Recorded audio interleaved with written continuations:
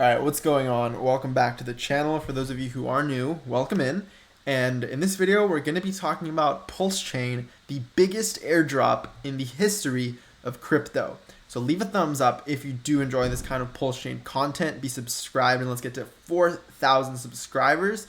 Let's go ahead and talk about this. Like, there are 7 days and 4 hours and 27 minutes and yes, 6 seconds until the sacrifice phase is over. Meaning this is the first phase, right?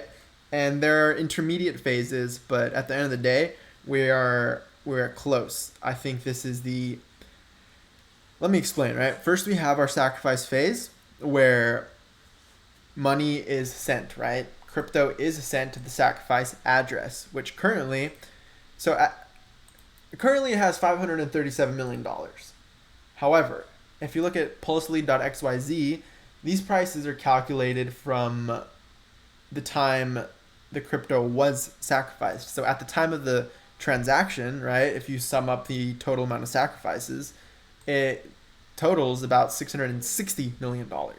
So about $100 million off if you compare just on-chain current values versus historical kind of time-stamped values. So there's a slight difference there.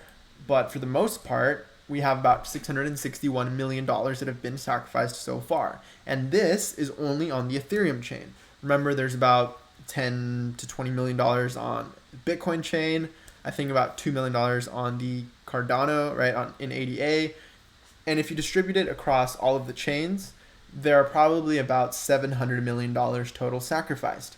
So if you remember, when we did our sacrifice capital video, I'll leave a link so you can check that out. We have timestamped that we, based on a simple poll, based on a simple Telegram poll with 2,000 votes or so, we estimated how much money, how much capital would enter the sacrifice phase. We had our bearish target, our neutral target, and our bullish target. And in that video, I explained how we got to these numbers and what assumptions we took to form this model. Our bearish target has been hit, $180 million. Now, based on what I said, that there are approximately $700 million sacrificed so far, our neutral target is close to being hit. And remember that there might be an influx on days 17 to 19 because of the volume multiplier being balanced out to average, right? So the little guy becomes an average guy, and the incentive is really for the little guys at the end of the sacrifice phase to get a bonus multiplier that they otherwise wouldn't get. So that is the reason for potential another little spike coming in that might take us not only to our neutral target, maybe beyond it. So we have speculation going around, obviously, because it's a nice even number, that we might hit $1 billion sacrificed by the end of the phase, which would be absolutely nuts. Just remember, like, for the Ether sale, how much Bitcoin was sacrificed for that? About 30,000 something Bitcoin, which at the time was close to about 18 to $20 million. So this is close to $1 billion of capital. So what is that, like 50 times more? Yeah. Which leads us, what does that lead us into? The biggest airdrop in history. I mean, what else is there to say? If you like any of these tokens, USDT, BNB, Hex, right, Link, Uni, you name it. If you like ERC20s, then you will probably like the free ERC20s that you'll be getting upon the mainnet launch. So that's just some perspective for you guys, because if we take a look at what Ethereum did over the course of its lifetime, right? Let's pull this up over here and I can show you guys what I'm talking about.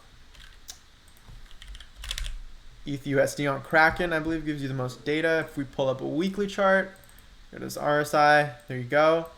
And if you take a date and price range from not even this bottom wick, right, but from like the 40-cent level up to the very, very top, let's actually take it to the current top, which is about 10,000x, right, a little over 10,000x.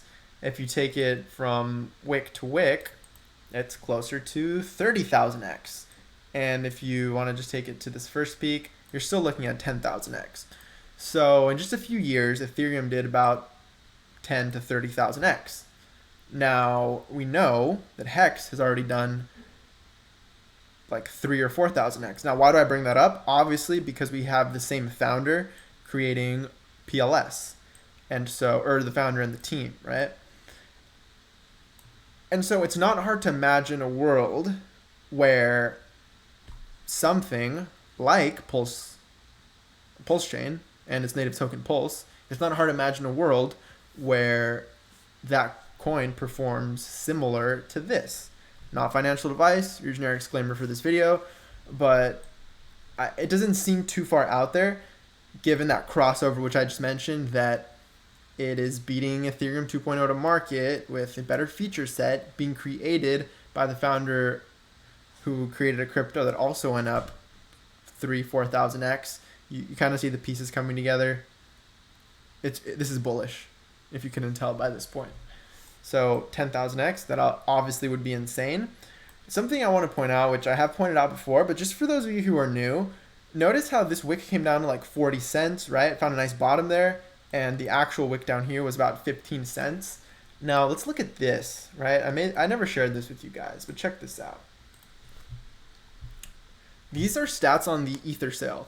Now, if this bonding curve looks familiar to you, it's because PulseChain pretty much took the ETH BTC bonding curve from 2014, because this is it. This is the ETH BTC bonding curve for 2014, where you had a steady rate of 2,000. Can you guys see that?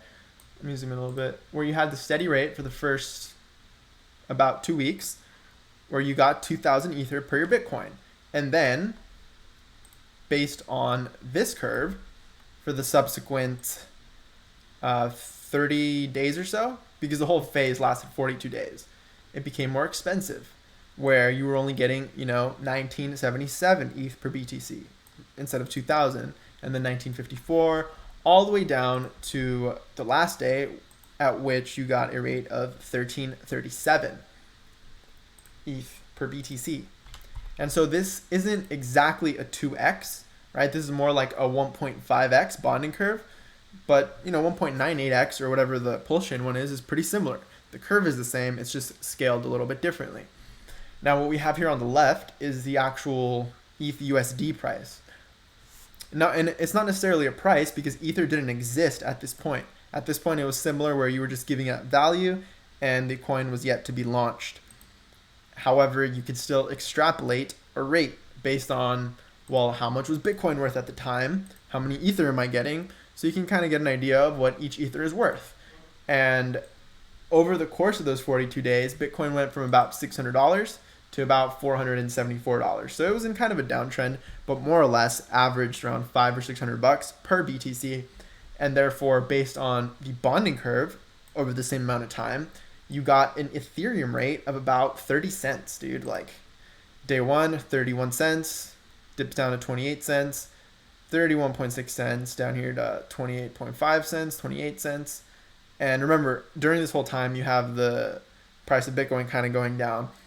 So you essentially get your Ether at this point in time at 28 to about 35 cents per Ether, per unit. So very, very cheap Ether. Very cheap Ether. And so if you had gotten in around this time, so let's just say 30 cents on average, well, guess what? It went to $3,000. It went higher than $3,000 this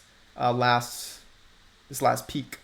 So you could have gotten, what is that, like a 10,000x, right? From 30 cents to $3,000.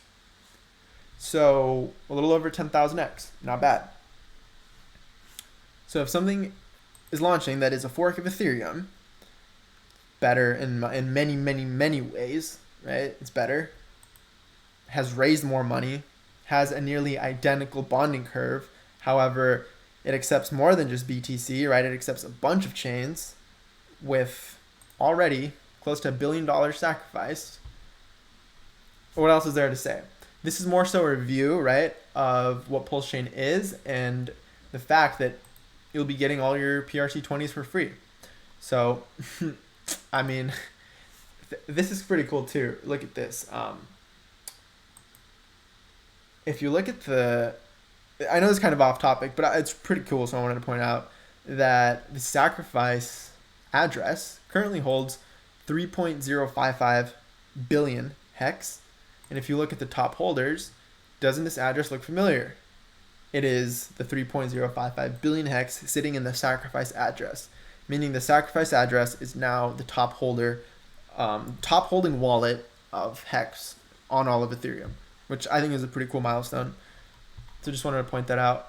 But yeah, I mean, the title of this video, the biggest airdrop in history, is a fact, right? It's not clickbait. Now, sure, the title of it is that to kind of hit some keywords, and because we've talked about PulseChain a lot, and people who end up on this video, if you're watching this, you can go ahead and check out the rest of our PulseChain videos, which go in depth into other aspects of it, and it's all timestamped, so you can see where I was right, where I was wrong, call me out, or whatever. But yeah, if you haven't participated by now, the rate is going up, right? Every single day. There are about 7 days left. And rate is currently sitting at around $1.41 per 10,000 points, where each point is more or less equivalent to a PLS in the future potentially, right? Assuming everything pans out as it's supposed to. So, I mean, what else is there to say? The last 3 days, the bonding curve on volume becomes a little bit more favorable to little guys and a bit more detrimental to whales. So my guess would be that you'll see the final whales coming in, guys who definitely have a 2x multiplier or more because their stacks are so large. I'm assuming the last of those guys will be coming in, days 15, 16, the guys who just waited. And then after that, you might see the little guys pile on at the end for that favorable volume rate, day 17 through 19. So you might see another kind of spike there. So you might see a couple spikes near the end of influx, bringing us close to potentially $1 billion. Sacrificed is my guess. That'd be my guess. Kind of just a rough estimate. So we'll see. I'll keep you updated. Again, only 7 days left. So I would definitely encourage you to check out either PulseChain.com, the official website for this, which then allows you to launch the dApp to actually participate. Or you can also check out t.me/PulseChain.com to jump in the chat with 33,000 people, usually about 100 or so in the voice chat, so you can have all your questions answered. But yeah, I think I've said what I need to say here. I hope you enjoyed, so leave a thumbs up, subscribe, all that good stuff, share it. Appreciate you watching, and I'll catch you in tomorrow's video. Peace.